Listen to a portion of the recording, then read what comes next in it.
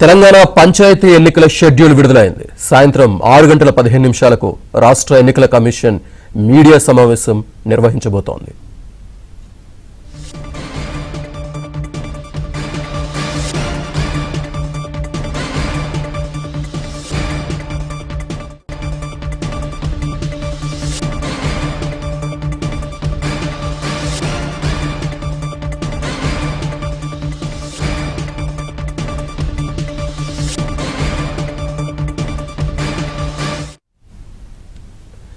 తెలంగాణ పంచాయతీ ఎన్నికల షెడ్యూల్ విడుదలైంది. సాయంత్రం 6:15 రాష్ట్ర ఎన్నికల కమిషన్ మీడియా సమావేశం నిర్వహించబోతోంది.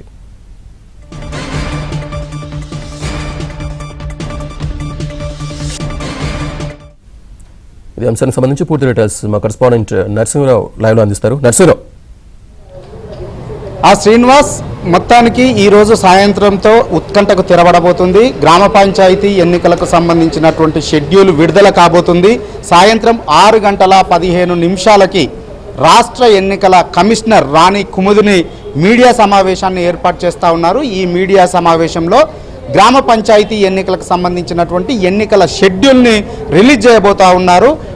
ఎన్నికల షెడ్యూల్ విడుదలైన మరుక్షణం నుంచే ఈ రాష్ట్రంలో అంటే రూరల్లోని దాదాపుగా 545 మండలాలు, 12,733 గ్రామాల్లో ఇక ఎన్నికల కోడ్ అనేటువంటిది అమల్లోకి రాబోతుంది. మొత్తానికి రేపు డిసెంబర్లో 3 విడతల్లో గ్రామ పంచాయతీ ఎన్నికలు నిర్వహించేందుకు ఎన్నికల సంఘము ఇప్పటికే ఏర్పాట్లన్నింటినీ కూడా పూర్తి చేసేసింది.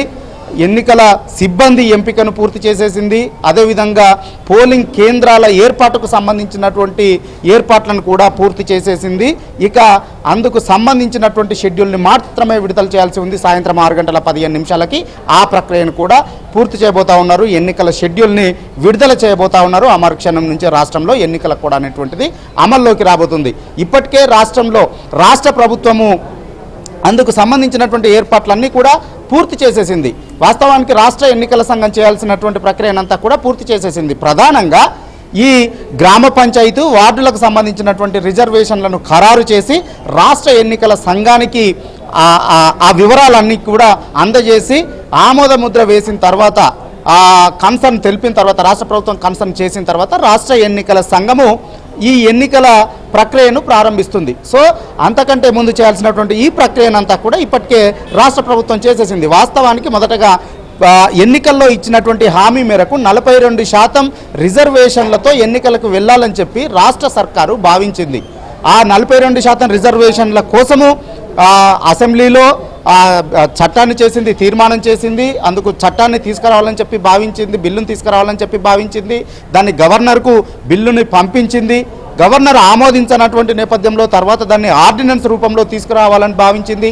ఆర్డినెన్స్ను కూడా గవర్నర్ పెండింగ్లో పెట్టినటువంటి నేపథ్యంలో తర్వాత జీవోని ఇచ్చి ఎన్నికలకు వెళ్ళాలని చెప్పి డిసైడ్ అయ్యి ఆ మేరకు గత సెప్టెంబర్లోనే జీవోను విడుదల చేసి రాష్ట్ర ఎన్నికల సంఘానికి పంపిన తర్వాత ఆ మేరకు రిజర్వేషన్ల 42% మేరకు రిజర్వేషన్లను కూడా ఖరారు చేసి ఆ వివరాలను రాష్ట్ర ఎన్నికల సంఘానికి పంపించిన తర్వాత రాష్ట్ర ఎన్నికల సంఘం గతంలోనే షెడ్యూల్ని విడుదల చేసింది. కానీ షెడ్యూల్ విడుదల చేసిన తర్వాత కొంతమంది కోర్టుకు వెళ్ళినటువంటి నేపథ్యంలో కోర్టు అభ్యంతరం చెప్పింది. ఆ ప్రక్రియ అప్పుడు నిలిచిపోయింది. అప్పటి నుంచి ఇప్పటి వరకు ఆ ప్రక్రియ నిలిచిపోయింది. 50% మించకుండా రిజర్వేషన్లతో ఎన్నికలకు వెళ్తే తమకు అభ్యంతరం లేదని చెప్పి హైకోర్టు చెప్పింది.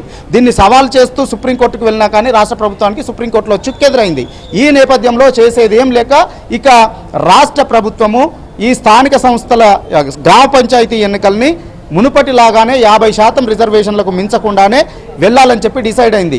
ఒకవేళ ఈ ఎన్నికలు ఆలస్యం కావడం వల్ల 15th ఫైనాన్స్ కమిషన్కు సంబంధించినటువంటి నిధులు గ్రామ పంచాయతీలకు రాకుండా దాదాపుగా 3,000 కోట్లు నిలిచిపోయేటువంటి ప్రమాదం ఉంది. దీంతో గ్రామాల్లో అభివృద్ధి కుంటుపడేటువంటి ప్రమాదం ఉన్నటువంటి నేపథ్యంలో ఇక ఏ పార్టీకి సింబల్కు సంబంధం లేనటువంటి గ్రామ పంచాయతీ ఎన్నికల్ని వీలైనంత త్వరగా పూర్తి చేయాలనే ఆలోచనతో పాత పద్ధతిలో ఎన్నిక వెళ్ళాలని చెప్పి ఆ రిజర్వేషన్ల ప్రక్రియ అంతా కూడా పూర్తి చేసేసి ఈ వివరాలను ఎస్ఈసికి అందించినటువంటి నేపథ్యంలో ఇక ఈ రోజు ఆ ఎన్నికల షెడ్యూల్ని విడుదల చేసేందుకు సంసిద్ధమైపోయి 6:15 మీడియా సమావేశాన్ని ఏర్పాటు చేశారు. Right Narasimharao, thank you.